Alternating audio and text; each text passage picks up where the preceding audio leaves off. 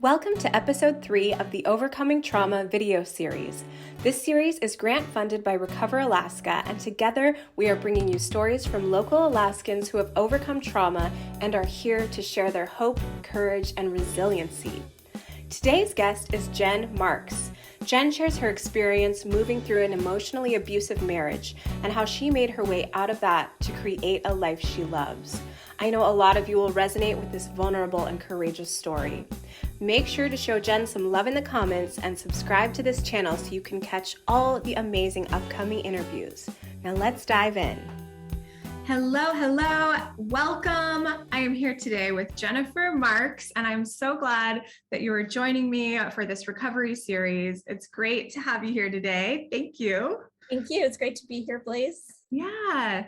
So your recovery story might be a little bit different from some of the others in this series. And I'm so glad that you reached out and are feeling the courage that it takes to share a vulnerable story about recovering from trauma. And I think this is really going to touch a lot of people who have experienced or are experiencing the same thing. So I just want to start by saying thank you for being courageous, because that takes a lot.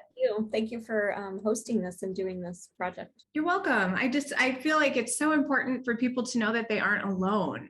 And I think for all of us, we each have our own different wild curveballs that life has thrown at us. And one of the hardest parts of that, I feel like, is the part where we feel like we're the only one, or we don't want to tell our friends what's going on with us because we think they'll judge us, because we think no one else has problems, because no one is sharing some of the grittier things that are going on. And once we start opening up, we start to see that everybody has their own story and we're not the only one. And I think that alone is a big layer of healing, or was for me anyway. So we are here to listen and hold space for you. And so please just share kind of what the past was like. And then we'll move into more of the healing. I think my story starts when of course it starts way before this, but when I was 23, I got married, knowing very little about relationships and really knowing little about how the world works. I think I had a pretty sheltered existence before that, and was excited to start a new life and start a relationship and all of that. What I didn't understand is that people in the world have gone through a lot of trauma. Thankfully, I had not experienced that in my life up to that point, and that was great, having a fairly calm life, I guess you could say, but I was completely unprepared for the real world. And so I married someone who had experienced an extreme amount of trauma in his lifetime, in his childhood, although you would never have known that from the outside, because appearances can definitely cover those things. Anyway, he had not really dealt with the anger issues that came out of his childhood and his trauma. And so I immediately began experiencing that firsthand, with verbal abuse, emotional abuse, spiritual abuse, and pretty much the whole gamut of anything that you could not see. So there was no actual physical abuse, but there was aggression behind the scenes, there was intimidation, and I didn't know what was going on. I wasn't sure if this is how, marriage is, like you just have to kind of work through these different things that come up, which of course you do in marriage, but I didn't know that this was abnormal. This was not what I was expecting, but I didn't know how to cope with that or understand if it was unusual or not. Yeah. Well, I think at 23, it's so young and we're all still at that age figuring out. We don't normally know what we desire or who we are exactly. It's still such a discovery time. So to be then in a relationship and when we love someone, we oftentimes will put up with things for a while or rationalize and all of that. Or maybe it's not so bad. Do you mind giving any examples? I've never actually heard anyone say spiritual abuse, so okay. I'm not sure what that looks like. But just, I think that it can be it's so obvious if someone gets a black eye, you're like, I'm obviously being abused and this is not okay. When it's a lot of that mental and emotional abuse, I feel like sometimes it can go on longer, harder to even explain to other people, easier to go, well, did I do something? It's probably not as clear cut as some other types of abuse. So if Well you're open said. to sharing some of Certainly. what that looked like. Yeah, that is exactly how I would describe it. So well done. There was just so much ambiguity of what was really going on, questioning myself. Like you said, I wasn't really sure, did I do something wrong? Am I not measuring up? Am I, not meeting certain expectations in marriage, whatever. So I had all of those questions, just not having been in a real relationship before either. So there was a lot of that confusion and uncertainty, but it was an immediate kind of an attack from day one. As soon as we were married, it like flipped a switch, and I was pretty shocked at how I was being treated. And I knew it wasn't right. So I knew, of course, at the beginning that something was really off, but I wasn't sure who to share that with or how much to share, or I didn't realize that it was something you could call abuse. I thought it was trying to figure out what marriage is like. And then there was a lot of manipulation, a lot of what they call power over, where I'm a pretty compliant person by nature, very, people pleaser, come from that kind of background of, sure, everything's fine, I'll do whatever is necessary to make everyone happy. That's where I started. So it was the perfect matchup for total destruction, which often happens. And so I would respond to whatever came at me of trying to fix it and trying to make it better, thinking that I had some role, that I had, an ability to make things different. What I came to realize over a very long time was I had absolutely no way to affect the outcome except by leaving. That was truly the only answer I had. And it took me 16 years to figure that out. Or really, it took me 14 years to figure it out. It took me another year to actually take action. And then by the 16th year, I was divorced. But in my life, I had never considered divorce as an option. It just wasn't part of the way I was raised, wasn't something that was allowed in my own mind. And so it kept me there longer because I kept thinking, well, there must be something that can be done, something that could be fixed. And we did counseling, we did lots of different attempts to solve the problem, but the problem was not a mutual problem. And that's really the only way I can say it. I know in marriage, people will say, well, it's both sides. Of course, there's a role that each person plays. But again, the only role I could play that would change the outcome was for me to exit. There was no other solution because the anger problem was so strong. There was no acknowledgement of the problems and the issues. And I kind of want to circle back to what you just asked me, but I've forgotten a little bit of where we were going. No, that's okay. I mean, and I think all of this is really helpful. And I was asking kind of more specific examples of the what he was saying to you, if you're comfortable sharing that, or even how it made you feel. Was this kind of more of an attack on your self-esteem, or like what was going on there? Okay, yeah. There were so many aspects of it because it was definitely an attack on my self-esteem, on pretty much who I am as a person. It was every day there was something new, and it was completely out of the blue, unexpected. It was, little jabs at who I am, or, you just don't know how to listen. You don't know how to do this or that, or, I mean, it could be absolutely anything. On the spiritual side, it was because I'd grown up in a Jewish family and had that background. And then I became a Christian. I found that belief and found that it melted together. And so I was really excited about my newfound faith, which he also had said that he shared. And that's kind of how I came about it. Um, but what I found out afterwards is he was using that against me also.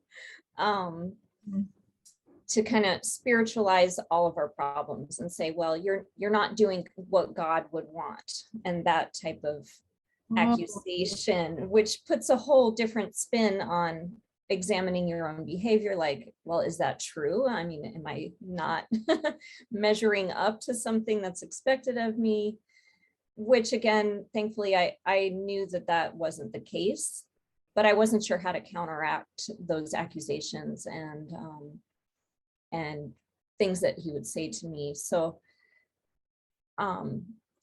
it just, it was a daily battle, and it was an unexpected thing because I'm a pretty positive, in general, happy person, and I'm not looking to, be engaged in arguments for no reason. So I didn't really know how to react to a lot of that. Well, I think it's pretty interesting that you just said, he would say all these things, but you knew that wasn't the case.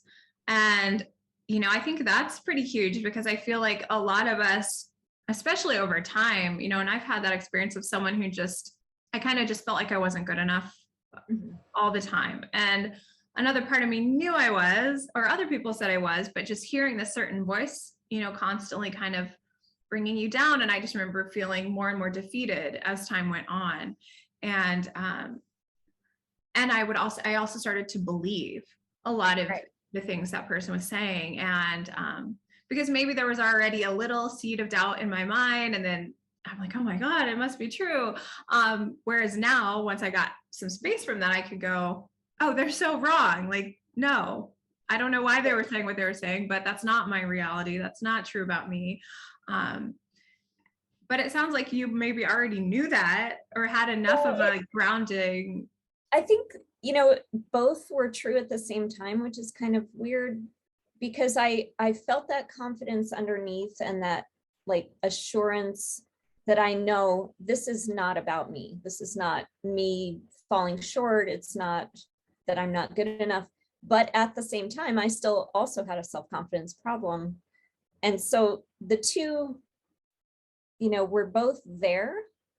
But it did definitely wear me down over time. I started to, I guess I didn't question my core of who I am, or think that I'm a bad person, or that I was doing something wrong. But I just didn't have the answer of how to change it or how to make it better. And I felt trapped for sure of, well, I'm married, so that's a done deal. I'm going to have to live like this forever. Oh, wow. And I didn't recognize it as abuse, being able to call it that. I just kept defaulting to, well, he has these issues from the past, and it's not his fault that stuff happened to him either. But he was inflicting it on me relentlessly.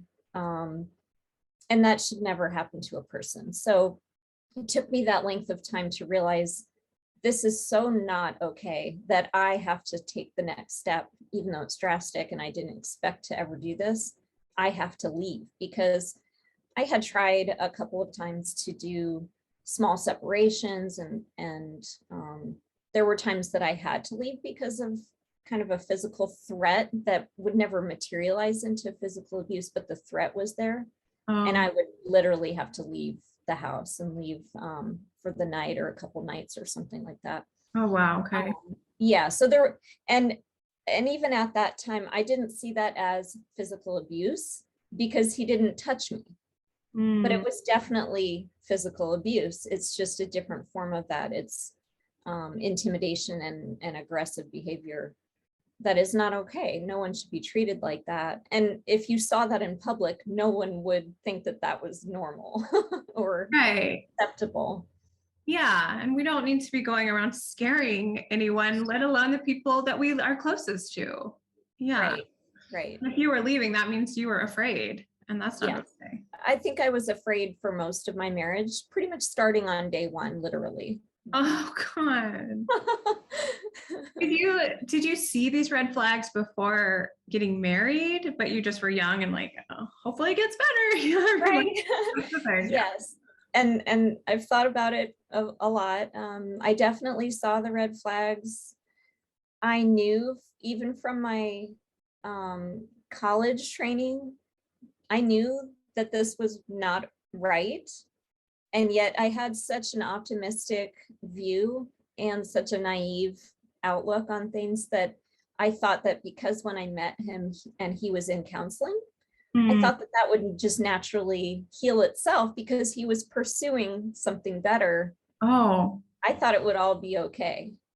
yeah, that is interesting. Yeah, because thinking about, childhood trauma, and that was one of the first things you mentioned was that he'd had some in his past. And it's one of the most common things is that we act the way our parents acted. If we're not consciously trying to change anything from our past, we are just on autopilot, acting out what we witnessed growing up. And sometimes that's awesome. And sometimes that's really painful.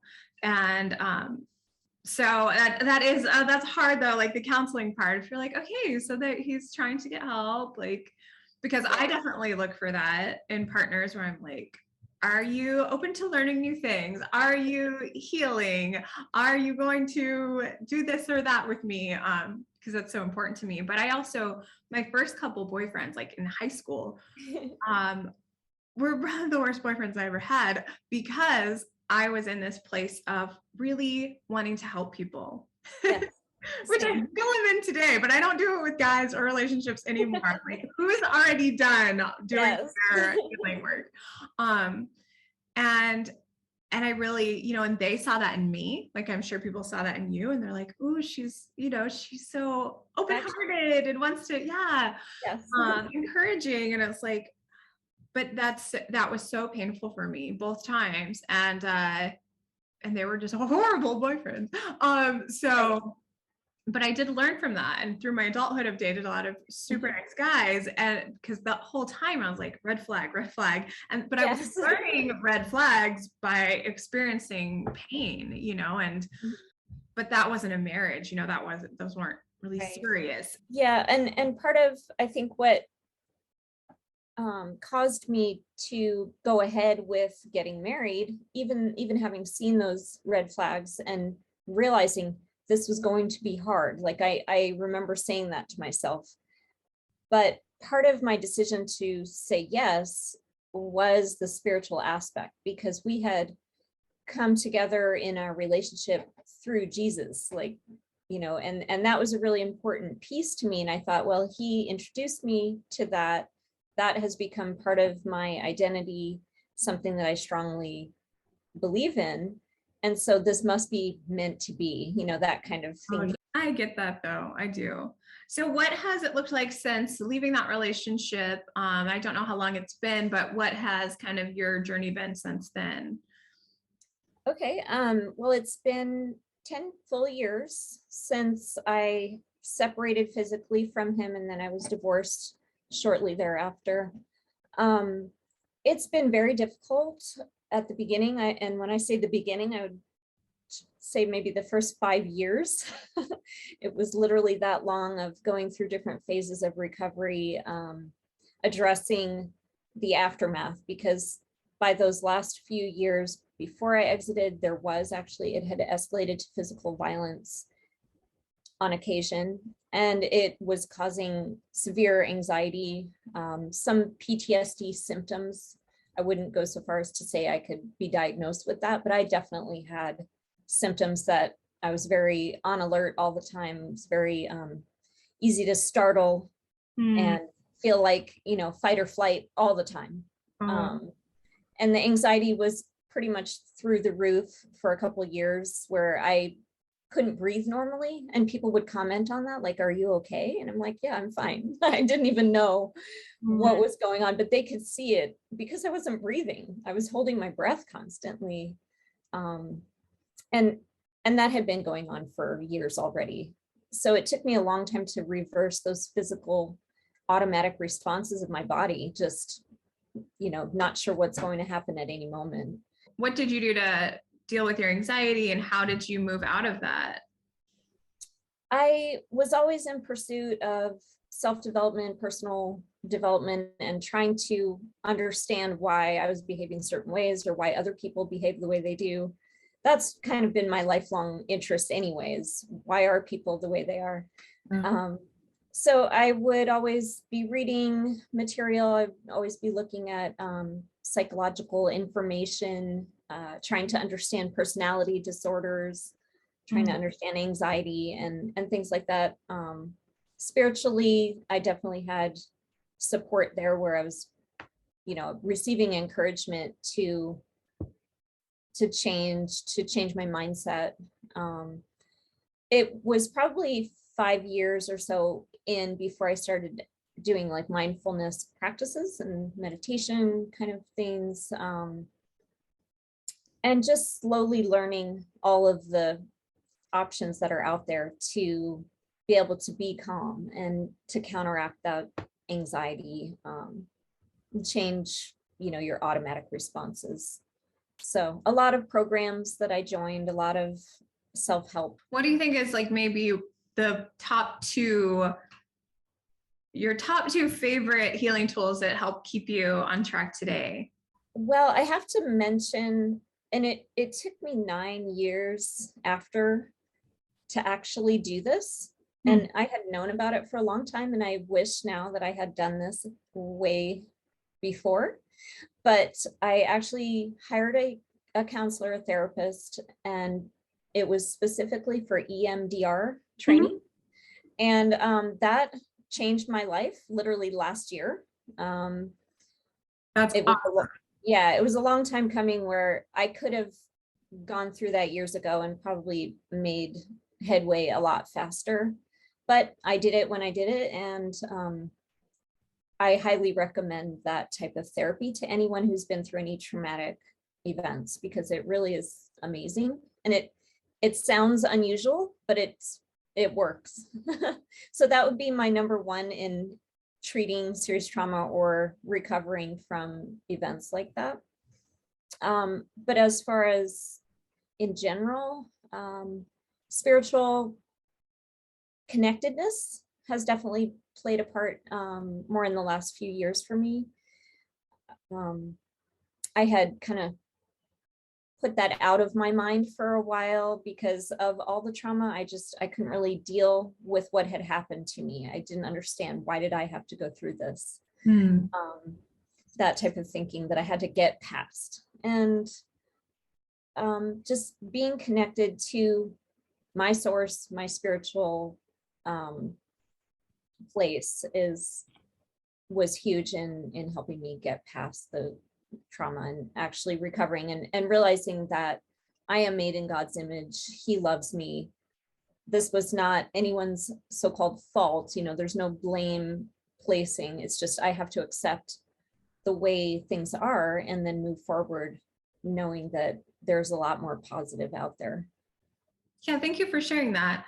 And I feel like with spiritual connections, and it's different for everyone. And I know for me, my spiritual beliefs and higher power it's a lot different today than what I was raised with. And, because as we start to encounter things in life, we're like, wait, this isn't fun. This doesn't feel good. I don't feel loved. I don't feel safe, and that can really kind of knock us off course. Yes. Maybe that wasn't our intended course to begin with, but right. I feel like it was so helpful for me to feel like I could start to explore different ideas on spirituality and all the different things out there and find what resonates, because as we change and grow, our beliefs and friends and a lot of things end up shifting with us. And so I think having that ability to look at different things and see what feels right for us is important. So I'm glad you found something that feels good. Yeah. And actually expanding on that a little bit, I got, in the last 5 years, I would say I got to experience more of what you're saying, of just having a more open view of there are so many things available that don't have to be, they can be positive and used in a great way and not fit in the mold of religious belief, because I don't subscribe to religion. I believe in a spiritual approach to that relationship. it's not about following rules. It's not about, you have to check these boxes, because to me, none of that is actually what was intended originally. So there's a whole spectrum of options of how to embrace that spirituality. Yeah, I agree. What was the other thing I wanted to say? Oh, EMDR. So Okay. I'm not an expert of that on any way, but I have done it a couple times, and it is really powerful. And so for people that don't know what it is, it has to do with the rapid eye movements, and you're guided through this thing. So read the liner notes when you're listening to this podcast or watching this on YouTube, and I'll have some links describing what it is, so people can learn more about it and find an EMDR practitioner or therapist in your area, because I do think it is a really powerful tool, and I've heard amazing things about it for trauma specifically. So I'm really glad you found that. Thank you. Yeah, I think it can cut months, years, even decades off of recovery. And I had actually been told about it literally 25 years ago when I got married originally. And so I knew about it, and I knew it was a great thing, but I never actually pursued it until 1 year ago. I feel like we all have a list of those things. Like, why didn't I do this 5 years ago? Oh, well. Right.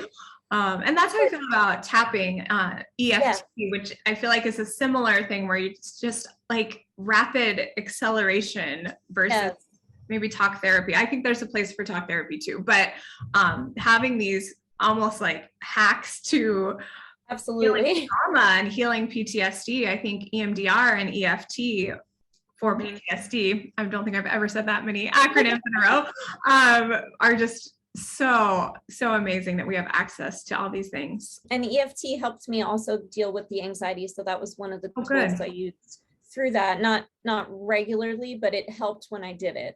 Yeah. So there are so many tools that are available, and you can learn about online. Even if people will pursue that, I think they can experience huge amount of recovery. But I would say don't wait, and always reach out to people, and don't be afraid to try those things, and just do it as soon as you possibly can, rather than thinking the way I thought was, well, I'm doing pretty good. Like I've come this far, I'm doing this on my own, I'm making progress. But looking back, that's all true, but it took so much longer than maybe it could have. Right. Yeah. Yeah, I think that's great advice. I want to challenge one thing you said earlier. It's still in my head, so clearly it like struck some sort of chord with me. But when you were describing your personality, like coming into that relationship, and you said, I'm a people pleaser and I'm naturally by nature compliant. I'm not sure that might be true, but I'm not sure that people are necessarily compliant or people pleasers by nature, maybe by nurture. And I know you said that's a great challenge. Yeah, I think, that's something that so many of us, I feel like, especially women, a lot of people are raised with, don't talk so loud, like just be nice, be nice, be nice. Like that's something I'm still working through, is like, why am I being nice to assholes? It's like, I don't need to be nice all the time. You know what I mean? And recovering from the people pleasing, which I feel like is not a good thing. I'm glad you brought that up, because as I said it, I even felt like, well, I don't want to portray the message that I'm still that person, because I'm not. And yes, so I agree with you. I, for whatever reason and however I got there, as a child, teenager, and then into college, I was a people pleaser. I was compliant. I was very much concerned with doing the wrong thing. I had to get it right, so-called. I had to always know this is the right choice, whatever it was. And so I was scared to death of being wrong or making the wrong choice. And so fear was driving all of that behavior, and the desire to be approved of. So definitely it was an approval-based personality, way of expressing yourself, which I have worked hard to change over all of those years. And I can see every decade of how that has changed. And there's still, a little remnant of it in each year, each going forward, whatever. But I know that that's not who I am. Okay. Yeah. So I'm really glad you brought that up. Yeah. Well, and I do think it's interesting because I feel like there's this slight pivot to where those kind of very similar characteristics are amazing and are more natural. And I've got a couple of kids, and I can see that some of the natural tendencies that they just came to earth with. And my daughter, she is very helpful. You know, she likes to help. She likes to help around the house, and she's not doing it from a place of fear. She's doing it from a place of love. And, you know, so I'm sure you do probably have those natural, like, characteristics of being compassionate and wanting to help and being there for people. And that's beautiful. So yeah, I think it's always great to like look at, but where's the line when now you're doing something you don't actually want to be doing, or you know. And that was the piece I was missing, because I can remember being 3, 4, or 5 years old and having the traits you were describing. But then as you get older, you need the boundaries to keep the harmful things out. And I didn't have that. And it wasn't for lack of, you know, someone desiring to control me in my childhood. It was just what you didn't know, you didn't know. And so I wasn't taught how to deflect harmful people. Yeah, that makes sense. Well, before we wrap up, and you already gave some great advice around EMDR, or if there's a healing tool and you're sitting on it, like, go for it now. But I would love to hear just any other advice or words of encouragement that you might have. If you think about right now, someone listening to this who is you know, 5 years into that marriage or something, and and they're really connecting with what you're saying, what words do you have for them? I would say, I mean, this is difficult at times because it is hard to find the people that you can trust and know that they have your best interest in mind. But I would seek that out diligently, try to find people who you can trust to confide in, and people who don't have an agenda for any other reason, but they want to be helpful, maybe have some background in this type of experience where they can give you advice, or maybe not so much advice, but at least to be able to hear you out and talk to you and say, that isn't right. You know, someone who can see it from the outside and give you a perspective when you don't really have your own yet. You know, you're surrounded by all of these bombarding problems or trauma coming at you. You don't know what to do. You don't know how to think. It's very confusing. So if you can get an outside perspective and really make an effort to find that, rather than trying to do it on your own, rather than keeping it a secret or keeping it private, because that keeps you isolated and it keeps you in that pattern of trauma and of just not knowing. So there are so many ways to come out of these situations. I have had the opportunity, I guess you could say, to put my story out there, whether on social media or one-on-one, but I always try to let people know that I'm here if they want to talk through things, because I can see the people who are suffering through similar things and maybe they're not sure what to do yet, but I want them to know it's okay to talk about it. It's okay to confide in someone, as long as they are a healthy person and they're not trying to manipulate you through that process. Oh, yeah. Thank you for offering that. And I completely believe that if someone reached out to you randomly asking for help, that you would be there with your whole heart. Absolutely. Yes. Yeah, I love that. Well, we will make sure that they have information on how they can connect with you. And then also, let's put together a list of resources to help people that are dealing with emotional abuse and different ways for healing. I think that would be really great. So anyone listening, watching, check the notes. We're going to have a list of resources there for you so you can continue healing and just break free. So thank you so much, Jennifer, for sharing your story today. That was very courageous. I really appreciate it. Thank you. I again would love to share my story or share that with anyone who needs a little bit of extra conversation. Amazing. Thank you. Thank you.